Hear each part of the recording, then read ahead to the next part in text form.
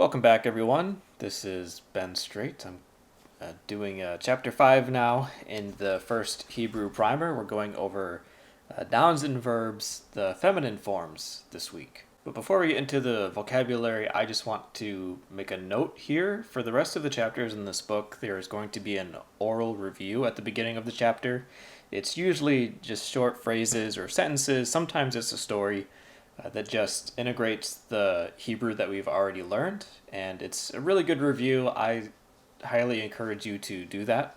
All right, let's jump into the vocabulary, and as always, we stop in the top right. So I'm going to go through this first column, and remember, I'm just going to be reading out the Hebrew pronunciation, but you can see the translation to the left of the Hebrew word. So to start, we have Av, El, Isha, Bahema, Bat, He, Halach. In the next column, you have Yerushalayim, Min, Mitzrayim, Mishpacha, Na'ara, Ruth, and Sarah. So I just want to make a note here. You'll see the accent marks in the book, especially for Jerusalem and Egypt. For Jerusalem, Yerushalayim, you'll notice that the hirak under the mem is pronounced first. Again, this is one of those, just the rule in place that in Hebrew, every word begins and ends with a consonant when it's being written. So you don't pronounce this Yerushalami. If that were the case, then it would end probably with an aleph or an ayin, or yeah, probably one of those. But you don't end one with a vowel. That's sort of the technical rule. And this is not a common thing that we see happening in the word Yerushalayim, so that's probably why the book doesn't go over it. But this is not pronounced Yerushalami, it's Yerushalayim. The hirak is pronounced before the mem. I'm not exactly sure the history of the word and how that developed. I know some people might be curious about that. I really don't know. But there you go. So that's why Jerusalem is pronounced Yerushalayim. So I just wanted to touch on that. The rest of the words are fairly straightforward. Some of them probably look familiar, like the word Av. We've already seen that. Now I'll bring my pointer over here. We've already seen this within the name Avraham, which is great father, or father of many nations, father of many people. And here is sort of the root form of that, which is just father. So that we also have Na'ara, which looks very similar to a word we learned last week, which is Na'ar, which is young man, and this is young woman. And we sort of see in this chapter how this is the feminine form and the other one is the masculine form of the word. While we're talking about that, we're going to talk about noun genders. So in Hebrew, nouns are either masculine or feminine, and this just refers to how the words are formed and how they function. It's not a reference to some idea that words are feminine or masculine, similar to like how men are men and women are women. It has nothing to do with like human sexuality. Masculine and feminine in language simply refers to how words function. And Hebrew only has two genders. There is no gender neutral term or word. Everything is gendered in Hebrew. So if you're talking about something like grass or dirt or the sky or a cloud, those words in Hebrew are going to be either masculine or feminine. Mostly that just has to do with how they're written, like how they're spelled, and we'll just, the word itself, is it a masculine noun or a feminine noun? So just keep that in mind. I know we already touched on that last week, but I'm just reiterating it again because we're really going to start looking at that in this chapter. So to start, we're going to look at feminine singular nouns. And feminine nouns have very specific characteristics. So, for instance, nouns ending in a comet's hey are usually going to be feminine. So, for example, we'll just look at this word again, na'ara. That ends in a comet's hey. You see that right here. So you can tell from that most likely this is going to be a feminine noun, which it is. And from now on, the chapters in this book, when it goes over the vocabulary, it's going to list whether it's a masculine or feminine noun, and that is very important to know, especially when we start looking at verbs, which I believe I touched on that last week. So this is one way you can tell if a noun is masculine or feminine, because this is what a feminine form looks like. It ends with a comet's hey, or it ends with a tav. Words that end in a tav, or I should say nouns that end in a tav, are usually feminine, like the word bat, which is the word for daughter. That is a feminine noun. Also, names of cities or countries are nearly always feminine. So, for example, Mitzrayim, which is Egypt, that is a feminine noun. Now, unfortunately, masculine nouns, or I should specify masculine singular nouns, don't have common characteristics. There's no particular spelling, there's no how the word starts or how it ends that can communicate whether or not it's a masculine. Basically, the only thing you can tell, or the only thing you can use to tell if a word is masculine is if it doesn't look like a feminine noun. That's pretty all you have to go by. So just like what this says, if a noun does not have a typical feminine ending, it's most likely masculine. I know that seems like a pretty loose rule, but it's pretty easy to follow. Hebrew's consistent enough in this that you're pretty safe, doing guesswork. But when you start getting into translations and trying to figure out how a sentence is working, usually you can just look at a lexicon and look up the word, and it'll tell you if it's masculine or feminine. Even the back of this book in the Hebrew English dictionary, it'll tell you if a word is masculine or feminine.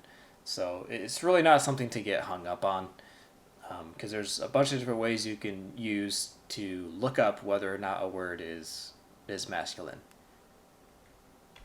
Next, we're going to look at masculine singular verbs. So every verb follows a verb pattern that determines the person, gender, and number of a verb. And we sort of talked about that last week, but here we're actually going to look at it. So for a third person masculine singular verb, we learned last chapter, because we learned some of those verbs last chapter, the pattern looks like this. And you'll see this as a stand-in for when we learn new verb forms and new verb stems, is they'll have 3 X's, which again, an X is just a sort of a placeholder for a Hebrew consonant, and then they'll sort of construct vowels and stuff around this to show you what it looks like. So third person masculine singular verbs follow this structure. The first letter is going to have a comets, the second letter is going to have a patak, and there's not going to be a vowel for the last letter. So for example, this word malach, which is rule,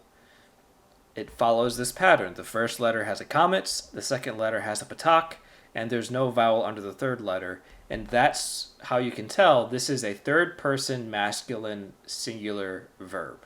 He ruled. So similar to the masculine verbs, the feminine verbs also follow their own pattern, which is different. So for example, this is what it looks like. The first letter has a comets, the second letter has a shiva, the third letter has a comets, and it ends with a hey. And you can tell by looking at this that the pronunciation of the verb is also going to be different. Even though it uses the same consonants, of course with the added hey at the end, it's going to sound different because you're working with different vowels. So let's take that same verb, malak, and now we will attach the feminine vowels or the feminine pattern to it.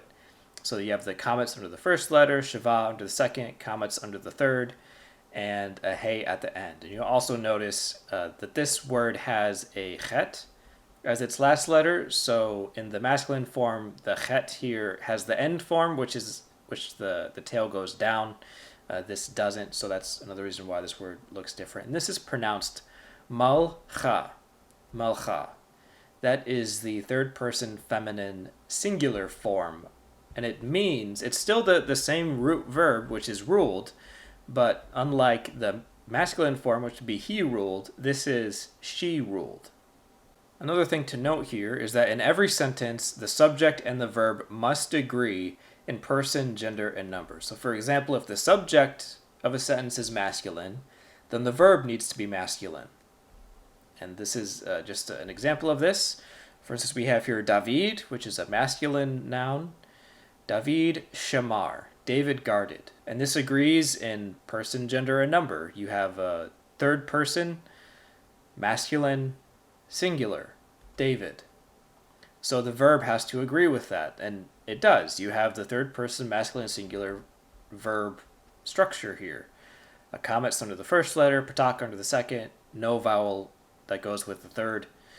So that agrees. Same thing with the feminine, Ruth amda. This is Ruth stood. You have a feminine noun, so it has to have a feminine verb structure. And this is from the root of amad, which is stand. But obviously the vowels change how it's pronounced, so it's amda. And this is actually more helpful to think of it in terms of reading rather than writing. If you're writing a sentence, yes, you would have to have your nouns agree with the verbs. But this is also a very helpful thing when you are reading Hebrew and translating it, because the verbs and the subjects have to agree with each other. And I mentioned this last time, but verb sentences can get kind of jumbled. You'll have nouns and verbs that, if you're reading straight through, seem very out of order. But the way you can figure out the structure of the sentence is by looking at the verbs and the nouns that agree with each other in person, gender, and number, and that will usually tell you what the subjects are, what the verbs are acting upon, what the objects are, what the direct objects of the sentences are. So that's why this is a very important rule of Hebrew to learn, because it helps a lot with learning how to read a sentence. And this is something that is more foundational to the Hebrew language itself. So in Semitic language, which Hebrew is a part of this family, words are built on a system of roots. And usually a root word is a set of 3 letters. And both verbs and nouns, basically every word in the language, is built off of these, they're called triliteral roots. Another word for it is consonantal. I have a hard time pronouncing that. Triconsonantal roots. So if you ever look this up, those are 2 words that you might encounter, triliteral and triconsonantal. So in our book, what it looks like is the 3 letters of the root with dots separating them. There's not going to be any vowels, so this is just what the root form looks like. So let's go back to that verb that we already learned, or the word that we were working with, malach. This is what the root form of that word looks like. And from the root form, you can construct both nouns and verbs. So for instance, you have you take the root, this is what it looks like as a noun, melech, which is king. This is a verb form of the same root, malach, which means ruled. You also have malcha, which is also ruled, but in the feminine form. You can also take this and make it a feminine noun, which would be like a princess. So that's just something else. So you can take the root word and construct all sorts of words from it. So that's what it means that Hebrew has its language built on a system of roots. And this is very important to know, especially when we start learning more complex words, mostly to do with verbs, very complex verbs, like the Hefil pattern or the Puel pattern, which we'll learn, those are stems. I learned them as stems. Maybe some people learn them as patterns. I learned them as stems. The Hefil stem, Puel stem, Heat Pael stem. which we'll get to those much later. But when we look at those, the construction of those verbs seems very complex, but they're still built on the root form of the word. So it's similar to Greek in that way. If anyone has ever looked at Greek, Greek is constructed on a root form of a word, and then it adds these prefixes and suffixes. The difference, though, is that in Hebrew, the word never gets that long. You don't have a lot of syllables within a word. You might have, I don't know, maybe 5 or 6 syllables, which might be the longest you'll encounter on a normal basis, if that. Whereas Greek can have incredibly long words. But Hebrew isn't like that. But it's still based on the system of roots, which you can add vowels to. You can change the word by adding prefixes and suffixes. So learning the root form of a word is always going to be very helpful. And even if you're not working with a verb, but you're working with a noun, and it's a noun you hadn't encountered before, you can usually figure out what the word is by trying to figure out what the root form of that word is. So obviously that's a little bit more advanced for what we're looking at right now, but this is something that this chapter brings up, so I just thought I'd explain that a little bit more in depth. So the next few slides, we're going to be looking at a particular word and how Hebrew treats it. So the first one we're going to look at is the conjunction and, which in Hebrew, and is not a separate word like it is in English. Instead, it functions as a prefix, or I should say it's constructed as a prefix. And this is what it looks like. It's a vav with a shava underneath it that's attached to the front of a word. And sometimes it takes on a different vowel, and this is also called a conjunctive vav, which, if you want to know the technical term, I like giving technical terms because I just like that. It helps me out. Some people it doesn't. They don't care, but if you're one of those people who's a geek like me, I think you'll appreciate that. So this conjunctive vav can take on different vowels. It's not always a shava. It can be a tsere, a segal, it could be a patak, it could be a hirik, and you pronounce it. When I taught this before, I know this probably isn't right, but I just taught it as whenever you say it, just pronounce it with the va sound. Va. That's just to keep it straight. If you want to get technical, you can pronounce this. Start from here. V, va, ve, and ve at the beginning of a word. But, do what you can. These aren't all that common, but they're common enough that it's good to know. Another form that the conjunctive vav can take, it looks like a shurik here. However, this is not functioning as a vowel. It's functioning as a conjunctive vav. When you see it at the beginning of a word, I should say. But it's not pronounced vu, it's pronounced u. So, again, just something that's more technical. But whenever you see a vav at the beginning of a word, almost regardless of what the vowel looks like, you're dealing with a conjunctive vav. Now I will say this, in later chapters, we look at other uses of a vav at the beginning of a word, but most of the time, a vav at the beginning of a word is functioning as an and. So just keep that in mind. The next word we're going to look at is our first preposition we're going to see, which is the word from. So from, the preposition, is the word mean in Hebrew, and it takes on two forms. First, it can appear alone as its own word, which is the word mean, but it can also appear as a prefix. It could be a mem with a hirik and then a dagesh in the next letter when it's attached at the beginning of a word, or it can have a mem with a tsere underneath it. So as an example, these are the three different ways the preposition from can appear in a word. You have min ha-melech, which is from the king. And again, looking back to the previous chapter, this is a definite hey. You have a hey with a patak underneath it and a dagesh in the next letter. So the vast majority of the time, whenever you see a hey at the beginning of a word, it's going to be a definite hey. So something to keep in mind. There are some nouns and verbs, obviously, that start with the hey, so it can get a little confusing.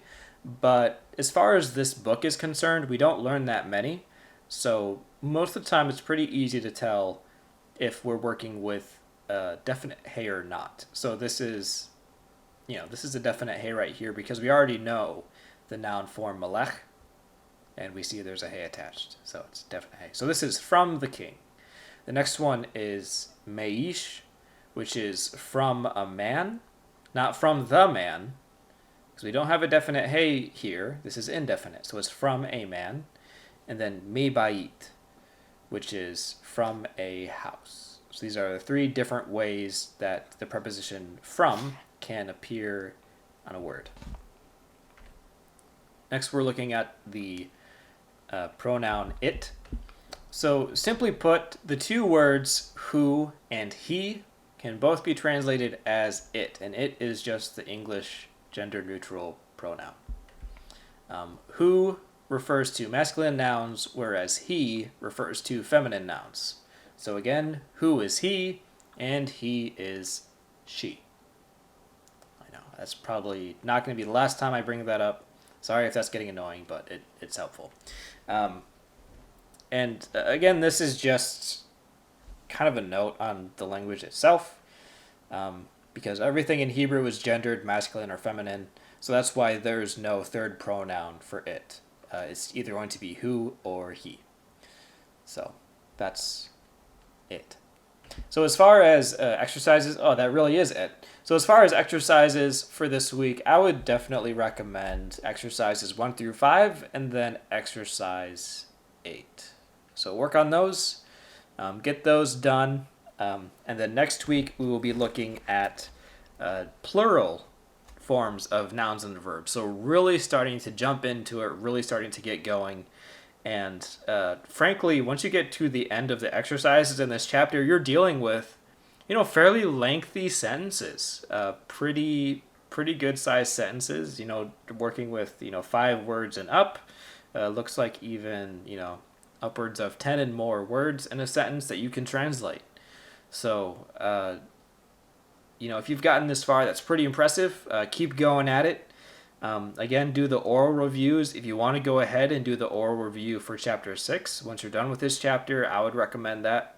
Always do the oral reviews. That's going to help a lot to really get used to how Hebrew functions, how the words are constructed, dealing with definite heys, dealing with the preposition mem, dealing with the conjunctive vav, all those prefixes and suffixes, working with the different verb forms that we know, which really we just know 2 verb forms for now, but still getting used to how those work is going to be very helpful. So I'd recommend exercises 1 through 5 as well as exercise 8, and always do the oral review.